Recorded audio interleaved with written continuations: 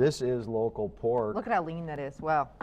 And what we're going to do is we're just going to real simply salt it. Olive oil in here? Olive oil in there. Okay, about like this much? Yep. I love pork tenderloin, so does my family. It's something different than chicken and steak. Very lean, but still a lot of flavor. Oh yeah, it's super, super flavor. And quick to cook too. Yep, it does not take very long. So we're just going to salt and pepper it. Nice smoking hot pan, watch yourself. Yep.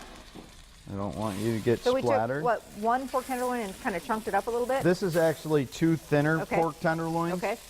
And we cut them in half. Okay. I just trimmed them and cut them in half so that we have decent size pieces, but not too big. So they're going to cook a little more quickly. They're going to cook a little quicker. Yep. Okay. And then these oyster mushrooms are grown on toilet paper rolls. So as the toilet paper roll disintegrates, it gives the nutrients to the mushrooms. And these were just picked last night. They're gorgeous. They are really pretty. So the easiest way to do it is just kind of pull them apart like this. Are they pretty clean? Ones, do you have to do much to clean them? there's no dirt involved. Oh, okay. That's so you really don't have to clean them. It's not like your button mushrooms where you have to wipe them. Right. And then we've got some fresh garlic, which we'll just smash and chop this up. And then we've got some shallots. And again, if you want good full flavored produce, buying it local, that's good.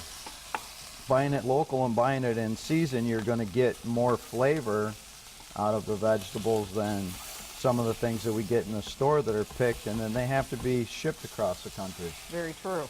So it's easier to cook, you know, if you want to go farm to table, it means cooking in season with what's available. I think you use less ingredients too because it's got so much flavor. You know, my big thing is quick cooking, and you know, if you're doing a recipe like this, we have just a handful of ingredients. Right. And these are things that are right in your pantry and everything. This was fresh rosemary. I love that. And how I do it is I just pull it right off of the stem itself, so you get little pieces in here. Then the other thing that I'm going to accompany this with is I've got some barley cooking over there. And this is going to be our side, or? That's going to be like our starch, our grain. Okay. And what we're going to do is we're going to take a little bit of Parmesan cheese and I'll have you stir that in there. So this is like healthy risotto, huh? Mm-hmm. Well, and that's what I did. Was I cooked it in a risotto style with a little addition of chicken broth here and there. Now that these are starting to brown, I'm going to go ahead and throw the mushrooms in there while the pan's good and hot. And let these cook around. Turn those one more time.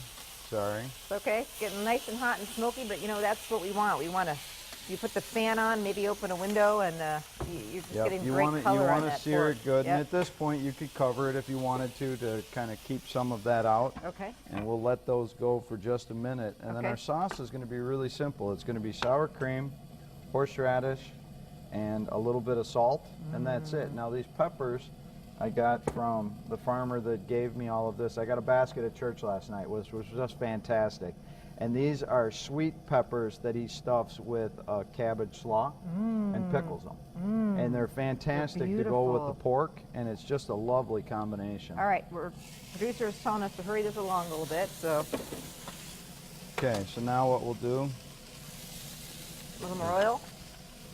We'll add in our garlic. Using the great drippings from the pork.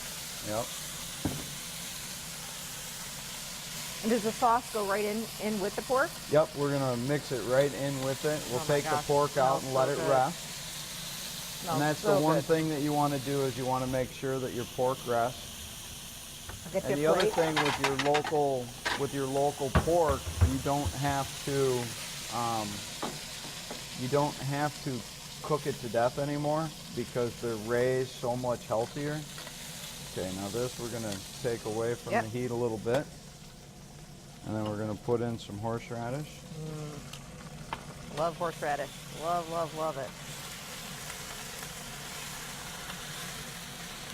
It's almost got like a stroganoff thing going on here. Almost. Yeah. Almost.